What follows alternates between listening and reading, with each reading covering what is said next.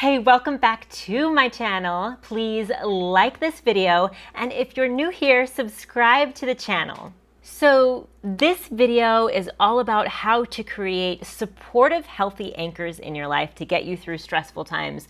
I mean, this experience with COVID and everything going on in the world, we need help being less stressed, or we need ways to hold less stress. So in this video, I'm going to break down the 7 key areas of health and wellness and how to create balance in them so that when stressful times do come, and they will come, you are more resilient. So here we go. The first one is about sleep. So back in 2019, there were like a solid 2 months where I did not get a full night of sleep. I would wake up at least 2 times every night, and it really impacted my health and wellness. And what I actually found was that it wasn't like melatonin that wasn't keeping me asleep or anything like that. It's actually GABA, which is a right brain neurotransmitter, and it's like the rest and relax response. So that's my personal story with sleep. Now I sleep a lot better, and I will admit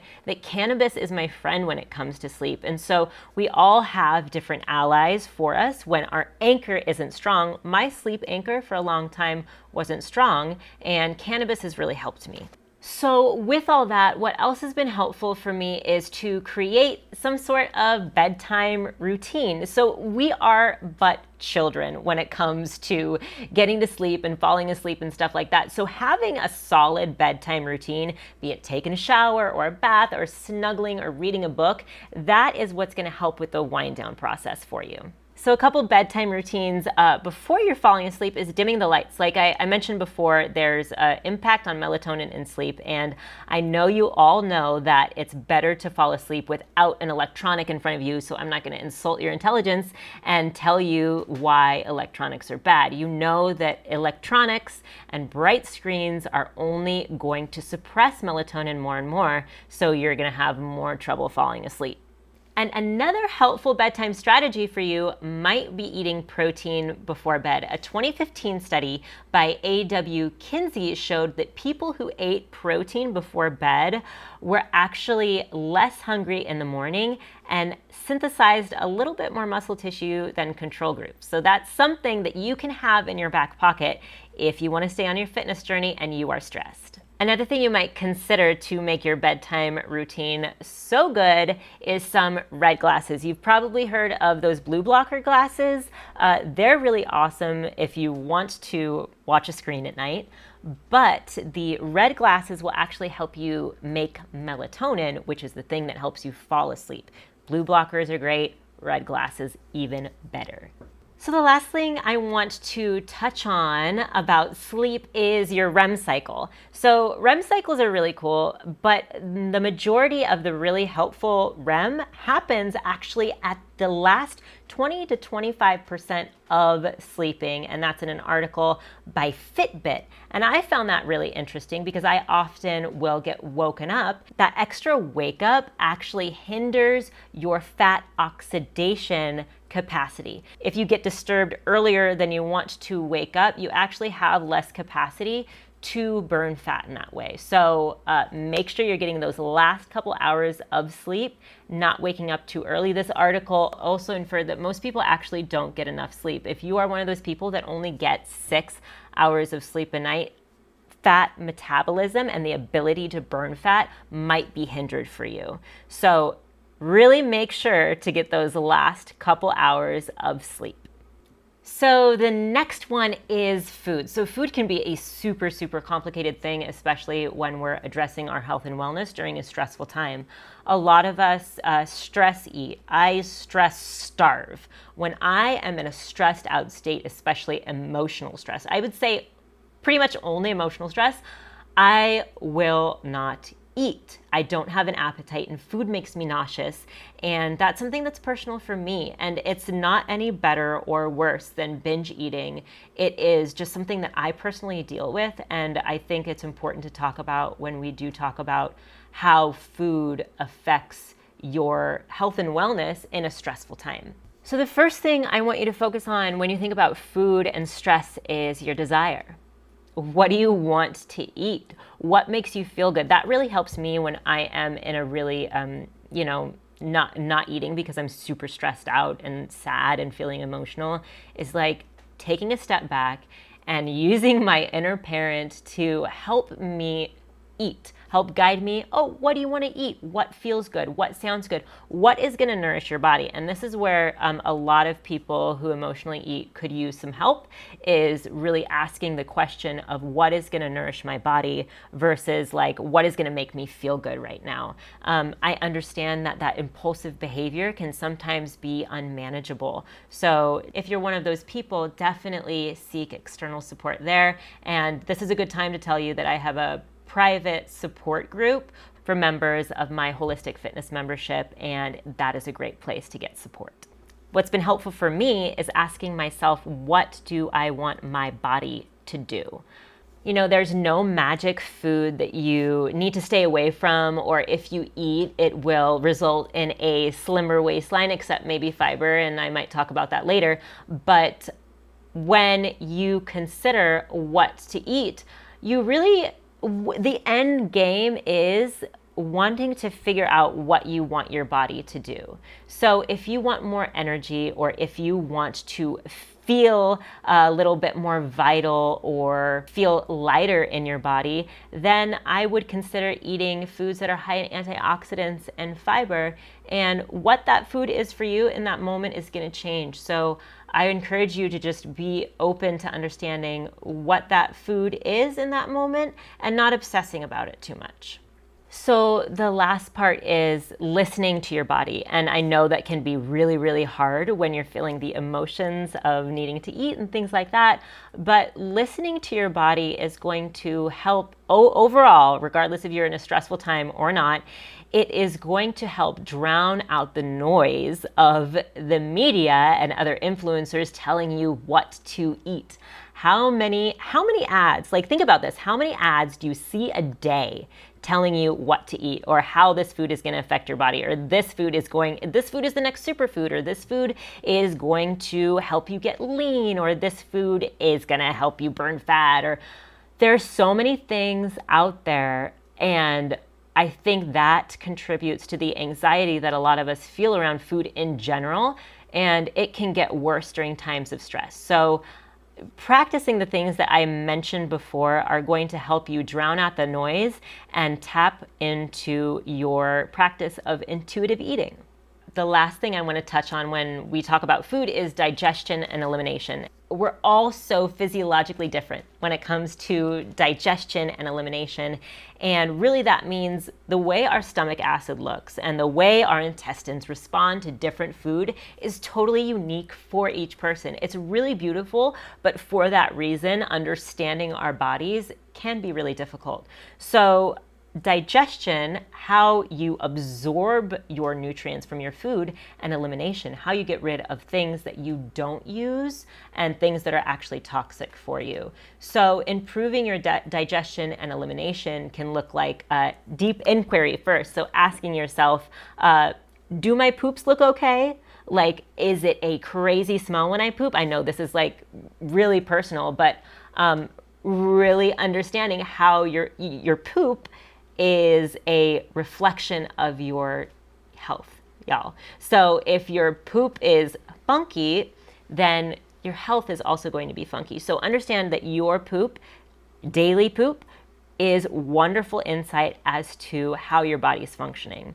And so if there is question about that for you, I would definitely seek external support for that. And with that, I would also recommend that you look up the Bristol scale, Bristol. And that actually is a really informative infograph on what your poop means. And then there are links to how to fix it. So that's something to look up if you are concerned.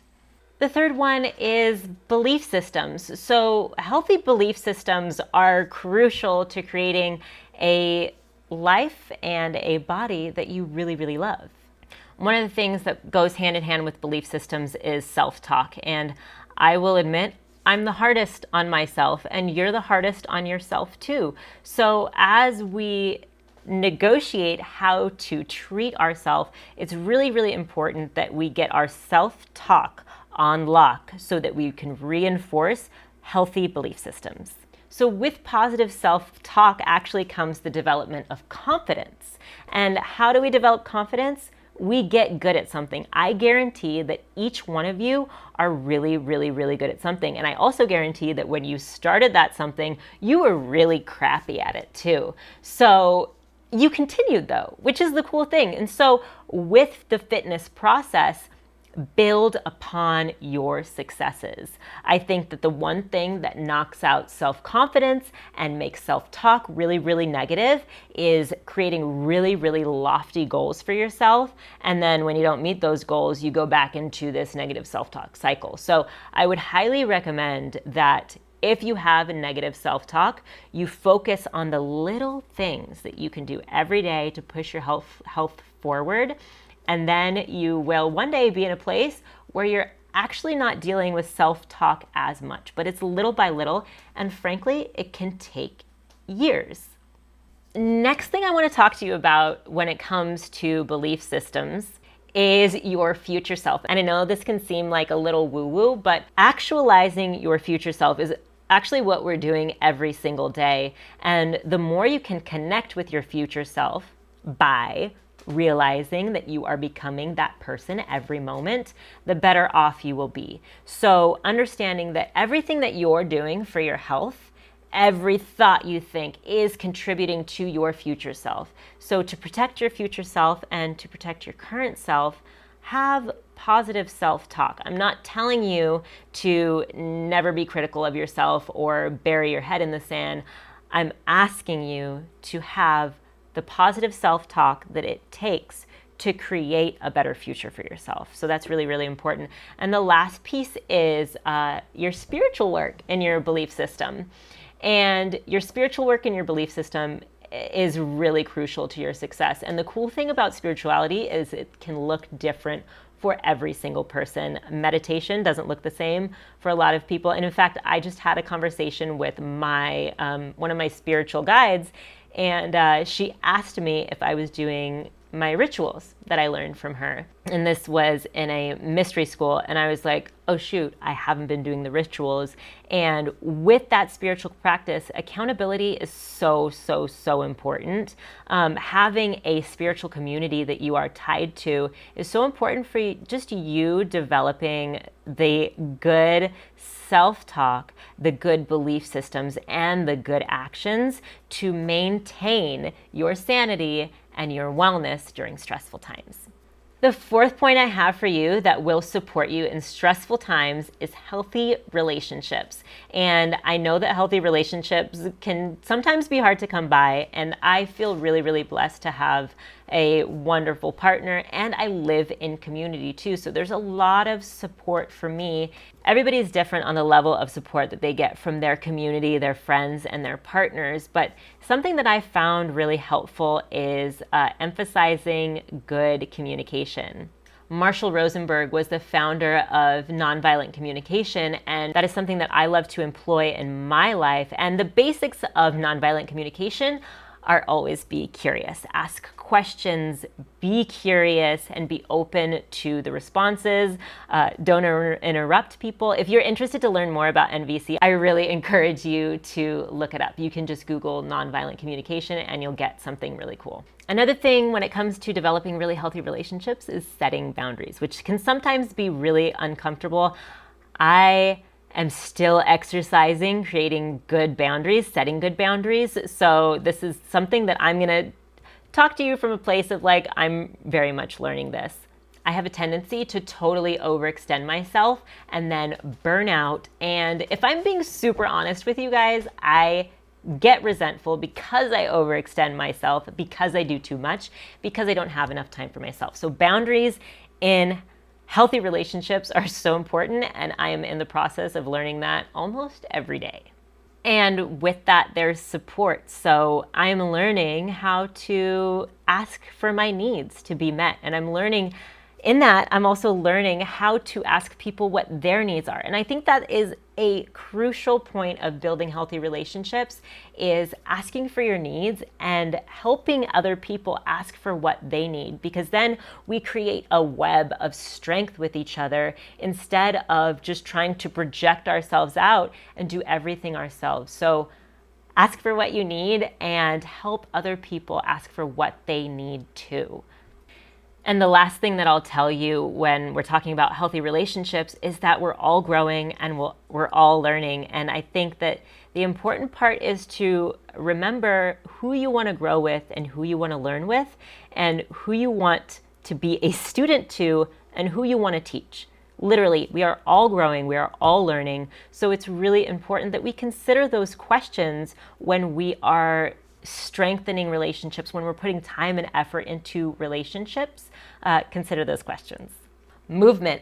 So this is my favorite part because this is totally my wheelhouse. Movement, when it comes to doing movement and staying on your exercise routine in stressful times, is kind of, it doesn't really make sense, to be pretty honest with you. But the basics of what I like to focus on with movement is creating minimal things to do, so quick and dirty workouts. Second one I like to do is builders. So what workouts are going to help build my body during stressful times? And lastly, the challengers for my workout. So what is going to push me beyond? So probably the most important one when we're talking about stress is having something quick and dirty that you can return to over and over again. And these are the workouts that you're familiar with, that don't take too much time and energy, and they don't require too much mental effort. So for a lot of you, this could be just going for a walk. It could be doing a certain class online that you're really familiar with. It could be going to someone's class. Figuring out little things that you can do every day when you're going through stressful times to improve your health and wellness is going to benefit you greatly long term, because here's what happens. You develop this confidence in yourself and you continue working towards your goal, or your set point, as I like to say. And in that, you develop a greater appreciation for yourself. So having little things that you can do in times of stress is only going to fortify you, I promise. So the next one is builders. So for builders, I like to think about exercises that kind of make me shake after doing them a few times. And when I'm in a stressful time, what I like to do is have 20 or 30 minutes of workouts that are I'm just working on building. 20 minutes, that is a quick enough workout to where, like, if shit is going crazy in the world and in my life, then I can just return to this 20-minute high intensity workout that really pushes me, and I know that I'm building my body, which is really cool, and it doesn't take too much mental effort or too much stress, because I know these exercises and I know that they're going to challenge me and they're going to help me build. And the last one is challengers. So these might be longer workouts for you, more intense workouts for you, things that you're unfamiliar with that you have to use your brain for. And so these exercises tend to be really fun. These exercises tend to be a little bit more creative for me, maybe for you too. And so with these exercises, I like, if I'm going through stress, maybe I'll do one of these challengers like every 2 weeks or so when I feel some alleviation from the stress. And that's something that I want to recognize too as I'm talking to you about working out under times of stress. I know it can sound really easy to say, like, oh, every 2 weeks I just do this like builder workout and my body's fine. And stress and the spectrum of how we all manage stress is very different. So do what you can in times of stress. Those 3 things are just to help you navigate your fitness in times of stress, and understand that everybody's capacity looks different in times of stress. And I actually have 2 last points for you when it comes to managing your fitness through stress, is a little something called periodization. So with personal training, we make the exercises intense and then we make the exercises a little easier. And that's periodization. It literally, you're coming up in intensity and you're going down in intensity. So make sure that as you're working out in stressful times, that you're just taking it like a wave, that some days you do things that are a little bit more challenging and other days you do things that are easy. And the last thing that I'll say about movement is that rest is actually most important. So I can tell you all these exercises to do and all that stuff, but the most important thing is to rest, because with rest, we actually rebuild our cells and our tissue, and you actually get better and make more gains when you rest. Habits. So how I build good habits and how you build good habits too is through dopamine. We get a major dopamine dump every time we do something, and we're like really proud of it. So this is the time to talk about those daily practices that you do. What are daily things that you do that help you feel accomplished, help you feel good about yourself, help you build that self-confidence? For me, it's yoga, meditation, and movement. Every day, back to back, before I take a shower, before I look at my phone, yoga, meditation, movement. For you, what is it? I know a lot of people have a lot of success keeping a gratitude journal, which is something that I'd like to get back to. Gratitude journals can change your life. Maybe it's that you do a little something for work before you actually go to work. It's little accomplishments that you make every day, little touchstones that you have every day to tell yourself, oh yeah, like I'm on track, I'm actually doing good. And with those habits, what we need to look about too is the sustainability in those habits as well. So are those habits going to serve you long term, or are those habits going to kind of just stress you out short term and be unsustainable? So sustainable habits are really, really important. I would not recommend for a new person, do an hour of working out every day in the morning. That's lofty. An hour of your day is a big chunk of time. So take your habits and parse them down in a way that's going to be sustainable for you. Lastly, the maintenance of habits. So when we talk about habits, we obviously need to talk about how to maintain these habits. So here's my question for you. What does your body love to do, and what are things that you're working towards? And so with that, when you're in a stressful time and you are trying to cultivate these habits, trying to keep good practices, always return to that question: is what do I want my body to do? What do I love to do? And what do I hope to do when all of this stress is finally away from me? Lastly, what I want to talk to you about is the work-stress balance. Most people say like work-life balance, but I really think like it's a work and stress balance. Work is often stressful for a lot of us. The majority of Americans are actually unhappy at their job, those who still have jobs after COVID-19.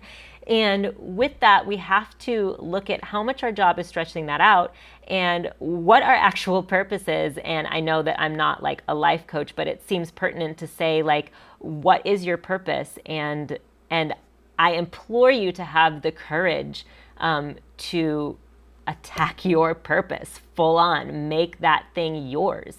And a lot of people get stressed out at work because bosses, because coworkers, all of these things. And I would argue that another thing that's stressful in life is that when you're not acting and working from your purpose, because that is your divine light that you have. That might be a little woo-woo to some of you, but your purpose is your divine light. When I worked clinically, I had so much stress, and stress actually stress is manifested in my body so many times, I won't even get into that.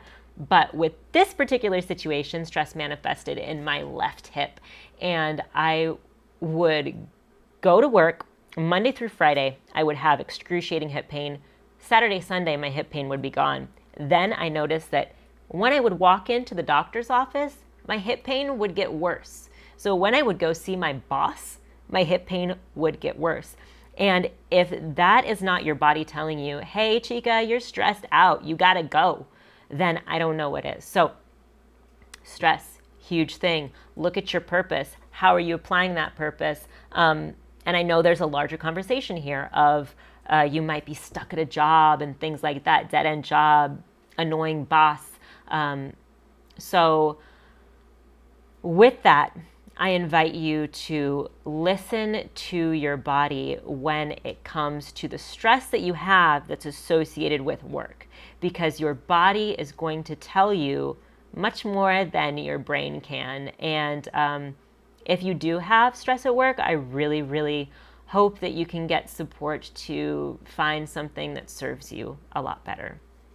So those are my 7 points. We went over sleep, food, belief systems, movements, habits, work stress balance, and healthy relationships. I hope you got a lot out of this YouTube video. Thank you so much for being here. And if you haven't subscribed yet, please do by clicking that subscribe button down below, like this video. And if you want access to my holistic fitness membership for free, go ahead, take a screenshot of this as well and put it out on Instagram. Tag me, I'm Omega Fit Life Official, and then tag one friend and you will be entered into a monthly competition that I do to get access to my free fitness membership. And if you are like, I'm sold, I want that fitness membership, just click the link below. Again, thank you so much for watching, and I will see you next time.